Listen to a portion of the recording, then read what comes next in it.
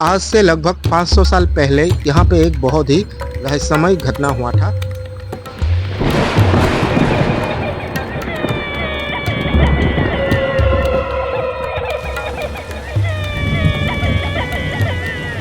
जय माता दी दोस्तों।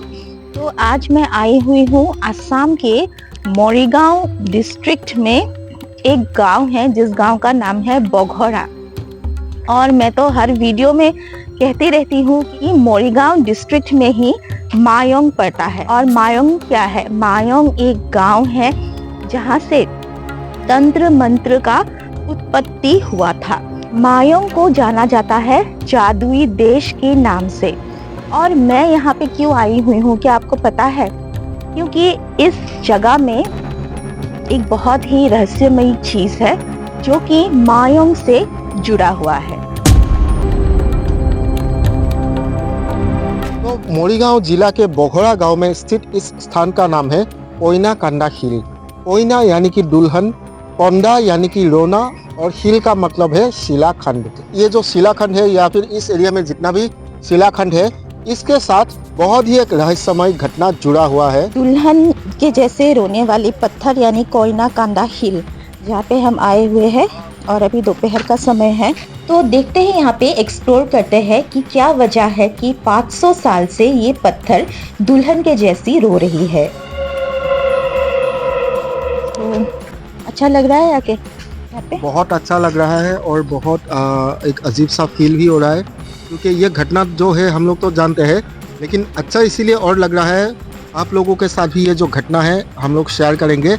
और ये जो एरिया है, पूरी एरिया में जो बड़ा बड़ा शिलाखंड है वो बिखरे हुए हैं, लेकिन इस जगह में पहाड़ नहीं है। लेकिन ये पत्थर कहाँ से आया इतना बड़ा बड़ा शिलाखंड? ये एक बहुत ही रहस्यमय घटना है। हाँ, यहाँ पे बड़ा पहाड़ तो नहीं है, लेकिन बहुत सारा शिलाखंड है जो हम दिखाएंगे आपको। ये देखिए, यहाँ से एक रास्ता जाता है ऊपर। आज से लगभग 500 साल पहले यहाँ पे एक बहुत ही रहस्यमय घटना हुआ था, और वो घटना इसी स्थान पे हुआ था। तो चलिए अभी हम लोग वहाँ पे जाते हैं और आप लोगों को दिखाते हैं, साथ ही हम लोग भी देखेंगे क्या है इस स्थान पे। और मैं बार बार कह रही हूँ कि ये घटना ना जादुई नगरी मायोंग से जुड़ा हुआ है, तो इससे तो और भी ज्यादा इंटरेस्ट आ जाएगा, है ना? मायोंग है ही इतना ज्यादा इंटरेस्टिंग। तो चलिए आगे बढ़ते हैं। तो ये बड़ा तो पहाड़ नहीं है, हम लोग इसे टीला बोलते हैं आसामीज में, लेकिन थोड़ा चढ़ाई है, रास्ता इतना ठीक ठाक नहीं है। तो यहाँ से शायद दूसरा रास्ता है, एक बार देख लेता हूँ। किफाले जाए नेকি? कोयला खोलो বুলি लिखा আছে কিবা। गुहा बहुत আছে, मतलब गुफा बहुत सारा है। रास्ता तो गुफा बहुत सारा है, तो रास्ता मिल नहीं रहा है। हम ढूंढ रहे हैं कहाँ से जाना है। तो फाइनली हम लोगों को जो स्थान है, जो रहस्यमय स्थान है, वहाँ तक जाने का रास्ता मिल चुका है। अभी हम लोग वो रहस्यमय जो घटना घटित हुआ था वो भी बताएंगे, और साथ ही साथ आप लोगों को ये भी दिखाऊंगा कि इस स्थान में एक्चुअली है क्या। तो मुझे तो जितना दूर दिखाई दे रहा है सुरंग जैसा है, और देखिए कितना बड़ा बड़ा ये चट्टान है। लगता है ये गणेश जी का मूर्ति है। ये देखिए कितना बड़ा बड़ा पत्थर, और एक पत्थर एक से जुड़ चुका है। तो बहुत प्राचीन स्थान है ये है एक गणेश जी का बहुत ही प्राचीन मूर्ति। तो बहुत बड़े बड़े चट्टान हैं, और यहाँ पे बरगद का रूट्स है ये शायद। गुफा बहुत ज्यादा इंटरेस्टिंग लग रहा है। चलिए अब आगे बढ़ते हैं और देखते हैं आसपास क्या क्या है, एक्सप्लोर करते हैं, है ना? क्योंकि यहाँ ये जगह बहुत ही रहस्यमयी है। जो घटना घटा था 500 साल पहले, उसका डिस्क्रिप्शन मैं आपको कैसे बोलूँ मुझे समझ में नहीं आ रहा है, लेकिन बोलेंगे ज़रूर। पहले देख लेते हैं, क्योंकि हम भी यहाँ पे पहली बार ही आए हैं। और उस सुरंग से हम लोग निकल के आ गया, और इधर और भी एक सुरंग जैसा है, सुरंग नहीं है, लेकिन इधर में लिखा है आसामीज में कोयला खोलो, यानी कि कैलाश तक, मतलब कैलाश तक जाने का रास्ता। और इधर महाकाल लिखा हुआ है। तो चलिए, इधर शायद शिव जी का कोई मूर्ति वगैरह होगा।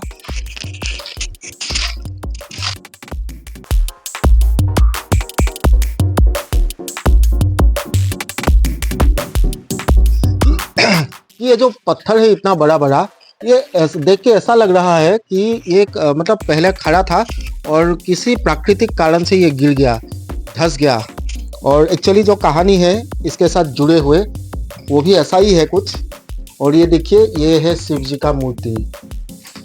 और ये देखिए, ये जो पत्थर है ऐसा लगता है कि ऊपर से गिर के इधर धंस गया था बहुत साल पहले ही। तो दोस्तों, कहानी कुछ ऐसा है कि आज से लगभग 500 साल पहले मायोंग के राजकुमार यानी मायोंग के राजा का जो बेटा और बोघरा यानी इस स्थान के राजा की बेटी यानी राजकुमारी, उन दोनों का विवाह पक्का हो गया था।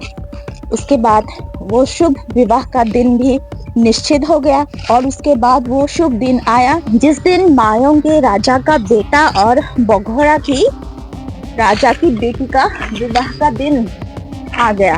तो उस दिन उन लोगों ने शादी की, धूमधाम से शादी की। उसके बाद जो हुआ वो भी बताऊंगी, लेकिन पहले पूरा जगह देख लेते हैं। चलिए। और यहाँ से रास्ता खत्म, रास्ता नहीं है, आगे चलते हैं। चलिए और एक जगह। तो हम लोगों ने जो दूसरा गुफा था उधर शिव जी का दर्शन किया और तीसरा जो गुफा है उसको देखने के लिए जा रहा हूँ। और अभी देखिए, ये है तीसरा गुफा।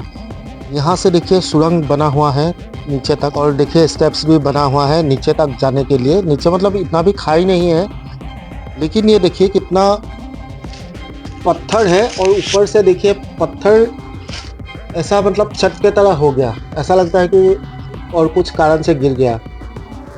तो जैसे कि कॉस्मिका ने बताया आप लोगों को कि मायोंग का जो राजकुमार था और बोघरा एरिया का यानी कि इस एरिया का जो राजकुमारी थी, उन लोगों का शादी का दिन भी तय हो गया था। विवाह के दिन निर्धारित हो जाने पर बड़े ही धूमधाम से विवाह कार्य संपन्न हुआ और उसके बाद मायोंग का राजकुमार बोघरा की राजकुमारी को अपने साथ लेके मायोंग की ओर जाने लगा। यह बहुत ही कॉन्ट्रास्टेड है और लगता है कहानी से जो जुड़े हुए हैं असली जगह यहीं पे है, यही स्थान है वो।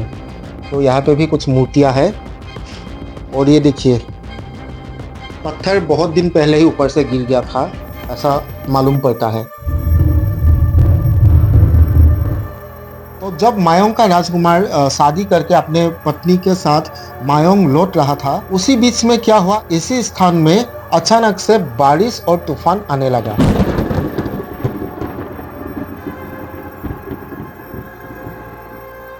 और उस समय क्या हुआ, दूल्हा दुल्हन के साथ सभी बाराती इसी शिलाखंड के नीचे आके तेज तूफान और बारिश से बचने का कोशिश किया। दूल्हा दुल्हन के साथ साथ जितने भी बाराती थे, साथ ही विवाह में जो वो बाजा बजाते हैं ना, जो बैंड बाजा बजाते हैं, तो वो लोग भी यानी कुल मिलाकर सभी लोगों ने इन्हीं चट्टानों के नीचे आश्रय लेने के लिए आ गए आंधी तूफान से। लेकिन जनश्रुति अनुसार उस दिन इतना बुरा दिन था कि आंधी तूफान इतना भयंकर था, इतना तेज था कि ये जो बड़े बड़े चट्टाने आप देख रहे हो ना, ये बड़े बड़े देखिए कितना बड़ा बड़ा पत्थर जो है, सभी पत्थर आके दूल्हा दुल्हन के साथ साथ सभी बाराती बैंड बाजा वाले सभी के ऊपर गिर गए। इतना बड़ा बड़ा पत्थर उन लोगों की देह पे गिरने के कारण सभी लोग उसी समय जिंदा ही इन चट्टानों के नीचे दफन हो गए। और तभी से माना जाता है कि इन गुफाओं से आज भी किसी की रोने की आवाज लोगों को सुनाई देता है। और यहाँ के लोग इतना भी कहते हैं कि हर शनिवार और मंगलवार को स्पेशली ये आवाजें वो लोग सुनते हैं। दुल्हन के रोने के साथ साथ यहाँ के लोकल लोगों को जो म्यूजिक का आवाज भी सुनने को मिलता है, क्योंकि जो बैंड बाजा वाले थे वो लोग भी दफन हो गए थे जिंदा ही इसी स्थान पे। तो कहा जाता है कि दुल्हन जो है, उस दुल्हन की अधूरी ख्वाहिशें जिंदा ही दफन हो गई थी इस स्थान में, इसीलिए वो दुल्हन आज भी रोती है। और बैंड बाजा वाले भी मंगलवार और शनिवार के दिन यहाँ से बैंड बाजा बजाते हैं और लोगों को उनकी आवाज़ सुनाई भी देता है। लेकिन इसके साथ साथ और एक जनश्रुति है जो मानस जी आप लोगों को बताएंगे, इसलिए वीडियो को बिल्कुल स्किप मत कीजिए और आगे चलते हैं, क्या क्या है दिखाते हैं। आइए। जनश्रुति अनुसार इस घटना के बाद जब गांव में किसी का शादी ब्याह होता था और उसके लिए अगर किसी का जो खर्चा है शादी ब्याह का उसको उठाने का सामर्थ्य नहीं था, तो यहाँ आके धूप दीप लगा के प्रार्थना करने से उन लोगों को जो सामान विवाह कार्य संपन्न करने के लिए चाहिए होता था वो सारा सामान इसी स्थान में मिल जाता था। लेकिन बाद में क्या हुआ, किसी लालची आदमी ने यहाँ से सामान ऐसे धूप दीप दे के लेके गया शादी के लिए, लेकिन बाद में उसको वापस नहीं लौटाया और तभी से वो सिस्टम जो है बंद हो गया। ऐसा एक जनश्रुति है। क्योंकि कहा जाता है विवाह के लिए जो भी सामान यहाँ पे मिलता था ना, धूप दीप जलाने के बाद वो सामान, वो जो दुल्हन थी जो यहाँ पे जिंदा ही दफन हो गई थी वो दिया करती थी।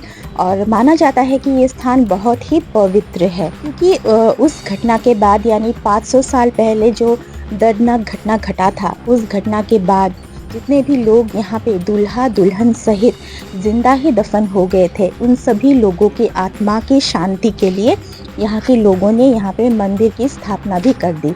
जैसे कि मैंने दिखाया था, यहाँ पे गणेश जी का एक मूर्ति है और आगे एक शिव जी का भी मंदिर है। तो ऐसे ही छोटा छोटा मंदिर यहाँ पे स्थापित कर दिया गया ताकि उन लोगों की आत्माओं को शांति मिले। तो आज का ये वीडियो यहीं पे अंत करते हैं, और ये वीडियो और ये जानकारी आप लोगों को कैसा लगा कमेंट करके बताइएगा जरूर। और चैनल पर नए आए हो तो चैनल को ज़रूर सब्सक्राइब कीजिए। धन्यवाद। धन्यवाद।